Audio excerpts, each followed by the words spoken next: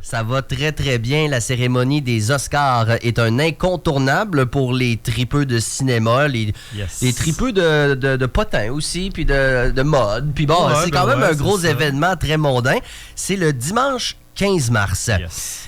Il y a beaucoup de choses à surveiller dans différentes catégories. Si on commence avec meilleur film, qu'est-ce qui retient l'attention? Est-ce qu'il y en a que toi, tu as vu là-dedans? Ben écoute, les Oscars, comme tu disais tantôt, c'est un gros événement là, pour les fans de cinéma. Moi, le dimanche, le 15, ma blonde le sait, je monopolise la TV cette soirée-là. C'est ton Super Bowl. C'est mon Super Bowl, exactement. Moi, dimanche qui arrive, là, j'en ai un peu rien à battre. Moi, c'est dimanche le 15. Dans les meilleurs films, il y a quand même pas mal de films qui sont intéressants. Dont un film que j'ai vu là, le week-end passé, Hamnet, qui est un drame, à savoir un peu historique. C'est en partie l'histoire de William Shakespeare qui a écrit la pièce de théâtre là, Hamlet, mais c'est pas tant autour de lui, c'est vraiment autour de tout ce qui se passe autour de tout ce qui se passe dans sa vie, avec sa femme qui en a vécu des pas drôles, ses enfants qui en ont vécu des pas drôles aussi. Je sais pas à quel point c'est vraiment biographique ou pas, mais ce qu'on avait aimé, c'est que justement, c'était pas autour de lui, c'était pas autour de William Shakespeare, pantoute, là. Même que je pense que tu doutes un peu que c'est lui tout le long du film, mais tu le sais quasiment à la fin. À la fin, en lui, fait que... J'ai trouvé ça bien. Comme je disais hors d'onde tantôt, je suis capable d'apprécier la valeur artistique d'un film, savoir si c'est un bon film, c'est bien réalisé, c'est la fille qui joue le rôle principal même en nomination là, pour meilleure actrice dans un premier rôle. Mais j'ai trouvé ça déprimant au bout. C'est tellement triste au bout de tout le long que c'est comme j'ai jamais de break. Là. Je me dis, un film qui est lourd, un film qui est triste, ça me dérange pas, je suis capable d'apprécier ça. Mais donnez-moi des breaks une fois de temps en temps. Mais là, j'ai tellement eu l'impression que j'étais down puis j'étais triste tout le long. Là. C'est un film de 2 heures, c'est pas super, là, mais je suis ressorti de là essoufflé carrément. De déprime. Ouais. Moi, on se demande pourquoi je viens de me claquer ça. Là. J'ai payé, je suis allé pendant 2 heures de ma vie, puis je ressors de là écrapouti. Ouais. Le dernier film qui m'a fait ça, moi, c'est À travers les brumes, celui sur Dédé Fortin. Le début, c'est super cool, c'est super festif, t'as tout l'univers musical, puis là, quand il fait sa dépression, il pleure en petite boule, puis je suis comme, oh mon Dieu, qu'est-ce que je suis en train de vivre? C'est absolument drainant, mais au moins dans le cas de À travers les brumes, c'est un peu plus équilibré. Donc, dans le cas de Hamlet, c'est ça. Hamnet, excuse-moi. Évidemment, là, tu dis c'est ça un peu tout le long, donc faut pas arriver là d'emblée avec le moral d'un talon, mettons. Oh que non. Mais tu sais, je suis capable, j'ai quand même apprécié, mais c'est parce que Colin, à un moment donné, surtout la dernière moitié, là, j'étais comme, hey, ça peut-tu finir, à un moment donné, les bouts tristes, là, j'ai senti comme un soupir collectif dans la salle à quelques moments, là, le monde était brûlé, là. Fait que, écoute, j'ai aimé quand même, mais c'est peut-être moins dans mes cordes à ce moment-là. Il y a d'autres films, notamment Marty Supreme avec Timothée Chalamet qui est en nomination. Je l'ai pas vu. Chalamet, c'est pas ma tasse de thé de base, c'est pas un acteur que j'apprécie particulièrement. Je veux le voir, c'est sûr, mais bon, le temps m'a manqué là, pour voir ça. Supposément que c'est très bon, puis que ce que j'ai lu, puis ce que j'ai entendu sur le film, c'est que c'est le genre de film que c'est un film sur un joueur de ping-pong qui s'est rendu comme je pense en Chine ou au Japon, en tout cas dans une zone de guerre aussi, qui a joué pour son pays. Puis il y a du monde qui m'ont dit c'est fou comment est-ce qu'un sport aussi poche que le ping-pong peut être si intéressant et si bien raconté. En tout cas, je vais vouloir le voir, c'est Caroline, j'entends des bons commentaires, mais c'est ça. De base, Chalamet, pas tant. Puis deuxièmement, le temps m'a manqué un peu. J'ai pu voir là, quelques mois, j'en avais même parlé ici, One Battle After Another. Très bon. Moi, c'est mon gros coup de cœur de l'année. C'est quoi ce film-là? Le film que je t'avais parlé, là, quelques chroniques d'un groupe révolutionnaire qui fait des trucs au courant des années, au courant de l'histoire, puis la famille, à un moment donné, décide de se ranger, là, de dire, là, c'est assez, là, la violence, puis que ça brasse, là. Mais que, bon, ils se sont fait des ennemis, notamment au sein du gouvernement.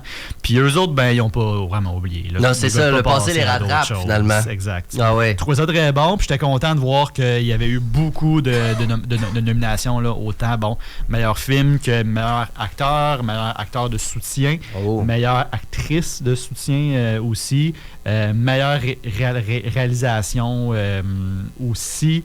Son nom, Paul Thomas Anderson. C'est un film que j'étais content parce que quand j'ai vu les nominations aux Oscars, parce que je l'ai trouvé un petit peu snobé au Golden Globe. Okay. Golden Globe qui s'est passé il y a quelques mois.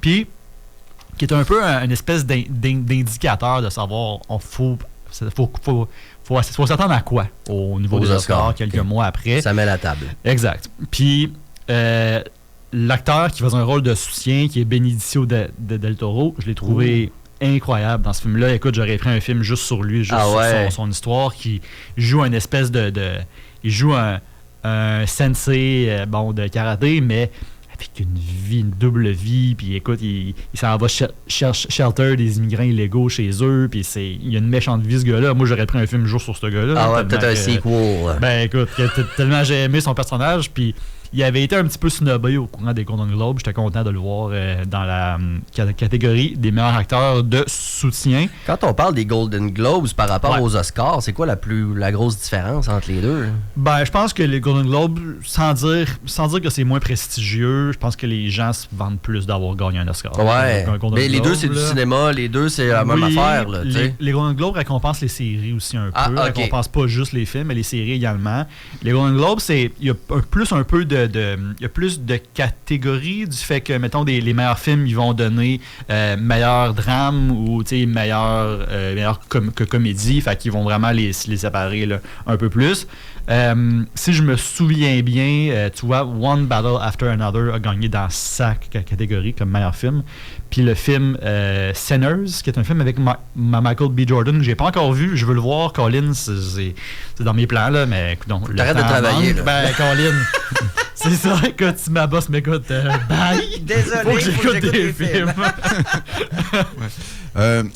Les Golden Globes, les juges, c'est surtout des critiques de cinéma. Ouais, tandis que les Oscars, c'est des juges, mais c'est des membres de l'Académie des Oscars. Là. Ben, en tout cas, ça porte un autre nom. Là, puis, c'est ça l'affaire. Fait qu'en termes de jury, c'est différent aussi. Ben oui, puis je pense que les Oscars, autant les Oscars que les Golden Globes, c'est rendu ça, mais les Oscars encore plus, je trouve ça c'est rendu peu politique au bout. Là. Puis je trouve ça dommage que ça soit ça, parce que Colin, je trouve qu'il y a tellement un art qui ne devrait pas être tant que ça relié à ce qui se passe. T'sais, je pense, il y en a plein. Là, on parle de la littérature, de la musique, du cinéma, mais je trouve tellement que le cinéma, on rentre dans un monde, puis pendant 2 heures ou 2 heures et demie, on se dit, OK, là, on se déconnecte un peu de ce qui se passe à l'extérieur. Ça va tellement mal, Colin, ces temps-ci, que je me dis, on peut-tu se prendre 2 heures de notre vie puis juste écouter un film, rentrer dans une histoire, dans un univers, sans penser décrocher à ce qu'il y a autour. Puis c'est rendu politique au bout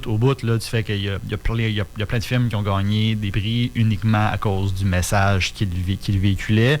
L'année passée, tu sais, je suis un gars qui se dit progressiste, qui veut que la société avance, mais il y avait un film, quand j'oublie le nom, là, je pensais pas en parler aujourd'hui, un film qui avait été nommé dans plein de catégories différentes, uniquement parce que c'était un film qui allait parler des valeurs trans, puis des immigrants du Mexique aux États-Unis, puis de ce qu'ils vivaient.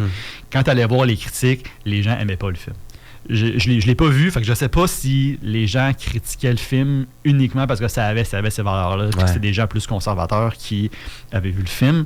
Je sais pas, parce que je me dis, Colin, je pense que ça attire un certain type de viewership aussi, mais ça a été nommé dans plein de catégories différentes, puis autant des gens de la communauté trans que les gens de la communauté mexicaine, que c'était censé être leur réalité qui était justement montrée, disait c'est pas tant ça. Là, c'est même pas bien fait. Okay. C'est l'enfer du fait que c'était un réalisateur français qui parlait de la réalité des gens du Mexique, mais il parlait pas tant espagnol, il parlait comme un dérivé, je pense, de l'espagnol. Fait que ça a comme été mal reçu sur le coup, surtout que ça a été nommé aux Oscars pour plein de catégories différentes. C'est de se dire, Colin, est-ce qu'on se moque un peu de l'industrie du cinéma en allant mettre ça? Est-ce qu'on profite de ces causes sociales-là pour aller se chercher du capital de sympathie puis des prix alors que tu la comprends même pas? Tu sais, j'aime l'expression FUBU, là, for us, by us. Dans ce cas-ci, ça n'a pas été réussi de ce qu'on comprend. Non, exact. Puis, tu sais, des films avec des valeurs qui sont très progressistes, qui sont très notamment féminines. J'en ai vu une, genre en 2023, si ma mémoire est bonne, de Substance. Méga bon, j'ai capoté, puis c'est un film, je pense, qui divise un peu les gens. Tu sais, ma mère l'a vu récemment, puis elle me dit, non, c'est pas tant pour moi. C'est un suspense, ça brasse un peu, mais c'était des super belles valeurs féministes tout le long du film, puis j'ai pas senti que c'était poussé dans la gorge. C'était vraiment bien amené, c'était vraiment bien discuté. C'est ça a un lien, évidemment, qui est là tout le long du film, mais j'ai jamais senti que c'était une réalisation qui voulait me dire, les valeurs, je comprends. Écoute-les. Il y a des gens qui réagissent quand même au message. Je repense à un film, je sais pas si c'est Disney ou Pixar, là, mais tu sais, c'était un film sur une planète avec les ressources, puis là, on avait comme mis tous les sujets sociaux un peu là-dedans, puis les gens critiquaient ça en disant c'est un film pour les woke, puis on veut wokiser les enfants, puis etc. Ou même Buzz Lightyear, il y a un baiser entre deux personnes du même sexe. Il y a des gens qui réagissent fortement. En même temps, le cinéma, je comprends l'aspect divertissement. Moi, j'aime les comédies des années 90 que j'ai déjà vues. OK? Ça, c'est ma catégorie à moi, réconfort. OK? N'en demeure pas moins que le cinéma peut aussi être une manière de sensibiliser la société à certains enjeux quand c'est bien fait. Oui, effectivement. Puis comme tu as dit si bien, quand c'est bien fait. Je pense qu'il faut que ça soit bien amené. Il ne faut pas sentir que c'est forcé pour autant. Tu sais, genre, je pense à plein de films, justement, là, que c'est bien fait, mais je pense à plein d'autres que je me dis, Colin, ça, ils ont voulu nous pousser ça dans la gorge. Puis ça donne un peu un goût amer de se dire, là, ils voulaient-tu créer une œuvre ou ils voulaient seulement passer leur vue politique puis leur vue sociale. On le voit, Colin, il y a un documentaire qui est sorti sur la femme de Donald Trump, là, Melania Trump. C'est le pire film de l'histoire selon IMDb. L'enfer, c'est comme 1.3. Le monde, là, écoute, j'ai lu des critiques là, sur notamment IMDb puis Letterboxd, là, il y a du monde, Colin, qui me font rire, le monde des critiques, c'est des reviews, là, les fans, là, il y a quelqu'un qui avait écrit « J'ai eu un billet gratis, je veux quand même me faire rembourser. » C'était l'enfer, c'est tellement drôle, mais justement, je pense que, puis tu sais, je l'ai pas vu et je le verrai assurément jamais, là, il y a bien des collines de limite, là, mais je me dis, moi, j'ai quasiment l'impression que c'est juste pour attirer un peu un capital de sympathie à ce qu'elle a vécu. Hey, c'est pas facile d'être marié avec un gars multimillionnaire. Colin. C'est ça, c'est là que ça montre que quand on fait un film, que ce soit un film, un documentaire, peu importe, puis que c'est dans le but uniquement d'aller véhiculer un message, ça passe peut-être moins bien. Non? Les Oscars se tiennent donc le dimanche 15 mars. On a parlé des principaux films qui seront en nomination pour meilleur acteur, meilleur film, meilleur acteur, meilleure réalisation. Si tu avais, en terminant, peut-être un coup de cœur que tu suggères, que tu penses que la majorité des gens peuvent aimer, que c'est pas trop niché, là, ça serait quoi, selon toi, ce film? J'en aurais deux. Vas-y. Fuck ta question complètement. Comme j'ai dit tantôt, One Battle After Another, j'ai vraiment aimé ça. J'ai trouvé ça bien. J'ai trouvé ça bien joué aussi. J'ai trouvé ça super intéressant de voir le personnage de Leonardo DiCaprio, que c'est quasiment deux attitudes différentes, complètement différentes. Carrément super révolutionnaire la première demi-heure, puis après, il est comme, hey, je peux-tu juste me rouler un joint dans mon salon tranquille? Avoir la paix. C'était vraiment, j'ai vraiment trouvé ça bien. Sinon, le film Frankenstein Frankenstein, qui est un peu, je pense un peu boudé, du fait que j'en entends pas tant parler. C'est un film qui était produit par Netflix, un film original de Netflix. Je pense que ça contribue au fait qu'il est un peu boudé puis qu'il est moins parlé. J'ai trouvé ça super bon, là. J'ai trouvé ça vraiment bien. Puis c'est pas un film d'horreur, c'est pas un suspense, c'est vraiment une super belle histoire d'un gars qui a des super belles ambitions, mais qui devient un peu fou de ça, là, qui devient un peu ivre de son pouvoir de Dieu, puis de créer quelque chose. Puis l'histoire d'une créature, d'une machine un peu au début, mais qui devient tranquillement pas vite humaine. J'ai trouvé ça bien. C'est un projet, là, je pense que c'est un 2h30 quand même comme film. Là, fait que c'est un 2h30 exact. Fait que c'est un pas pire projet, mais je pense que c'est un film à voir quand même là, pour la belle œuvre. C'est Guillermo del Toro qui réalise. Fait que c'est vraiment très bien aussi. Là. C'est une étampe de qualité normalement quand c'est M. Del Toro. Exact. On peut pas se tromper. Donc, 15 mars, on sait où tu seras devant ta télé. Avant ça, un petit voyage, mon brave. Oh que oui, certainement. Je vais en profiter en masse. Relaxe bien, puis on se reparle dans 2 semaines. Merci beaucoup. Certain, salut Alex Saint-Jacques. On est rendu à 8h02 maintenant sur